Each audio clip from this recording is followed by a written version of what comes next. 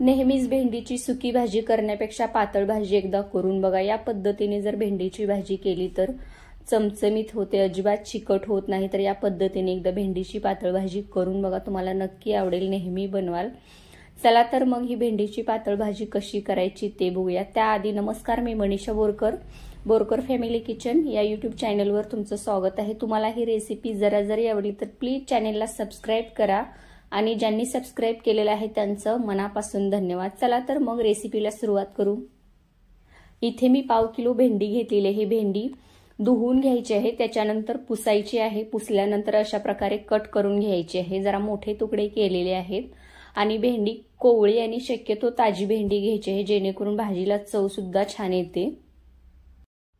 गॅसवरती मी अशा प्रकारचा पसरट असा पॅन ठेवलेला आहे, तर त्याच्यात एक पळी तेल घातलेलं आहे। हे तेल थोडंसं गरम झाले की आपण याच्यामध्ये कट करून घेतलेली भेंडी घालूया। तेल थोडंसं गरम झाल्यानंतर याच्यामध्ये मी भेंडी घातलेली आहे। भेंडी आता मोठ्या आचेवरती थोडा वेळ मिक्स करून घेऊया। तेलामध्ये भेंडी व्यवस्थित अशी मिक्स करून घेतलेली आहे। त्याच्यानंतर आता गॅसची आच मध्यम करायची आहे आणि मध्यम आचेवरती भेंडीवरती हलकेसे डाग पडेपर्यंत भेंडी भाजून घ्यायची आहे।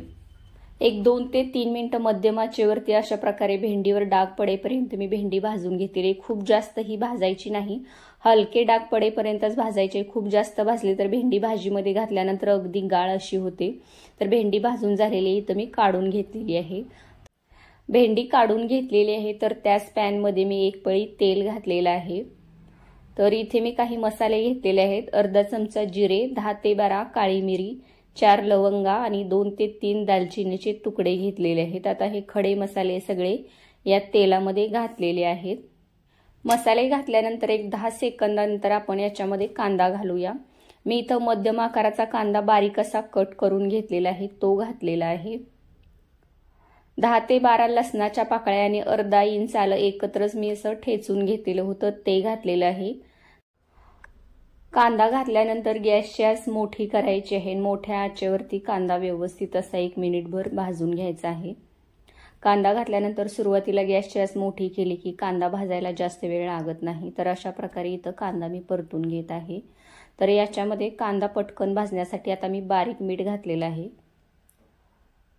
तर बारीक मीठ घातल्यानंतर परत मिक्स करायचं आहे आणि आता मी गॅसची आच मध्यम केलेली आहे। मध्यम आचेवरती कांदा ट्रान्सपरंट होईपर्यंत इथं मी भाजून घेणार आहे। कांदा खूप जास्तही ब्राऊन करायचा नाही, तर कांद्याचा हलका असा रंग बदलेपर्यंत मी इथं कांदा भाजून घेतलेला आहे। तर कांद्याचा रंग बदललेला आहे, ट्रान्सपरंट असा कांदा झालेला आहे। तर आता आपण याच्यामध्ये टोमॅटो घालूया। तर इथं मध्यम आकाराचा पिकलेला एक टोमॅटो घेतलेला होता, तो अगदी असा बारीक कट करून घेतलेला आहे, जेणेकरून तो पटकन भाजला जाईल। तर टोमॅटो घातल्यानंतर परत मी गॅसची आच मोठी केलेली आहे।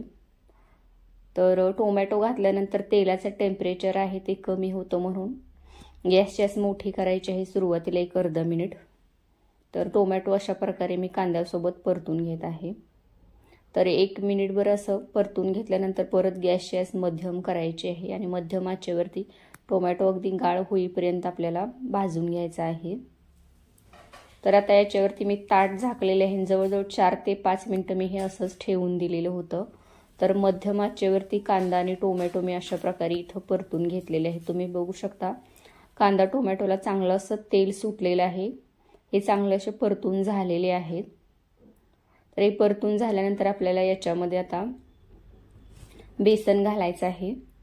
1 चमचा बेसन घातलेलं आहे। नाश्ता करायचा जो चमचा असतो त्याने 1 चमचा बेसन घातलेलं आहे। तर बेसन सुद्धा आपल्याला व्यवस्थित असं मध्यम आचेवरती भाजून घ्यायचं आहे।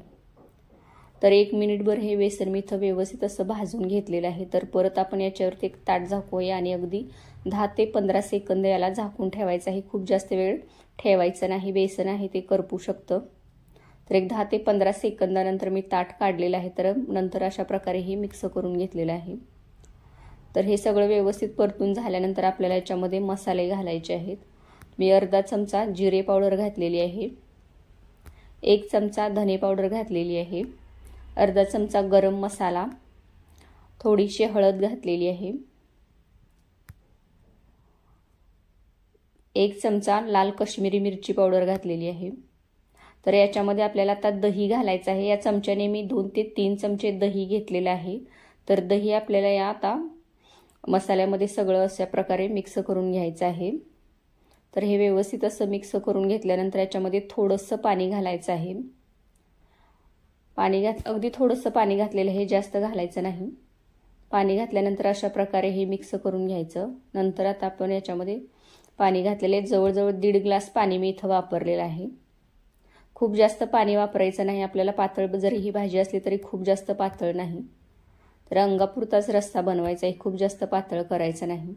तर भाजीचा रंग बघू शकता तुम्ही, खूप छान असा रंग आलेला आहे।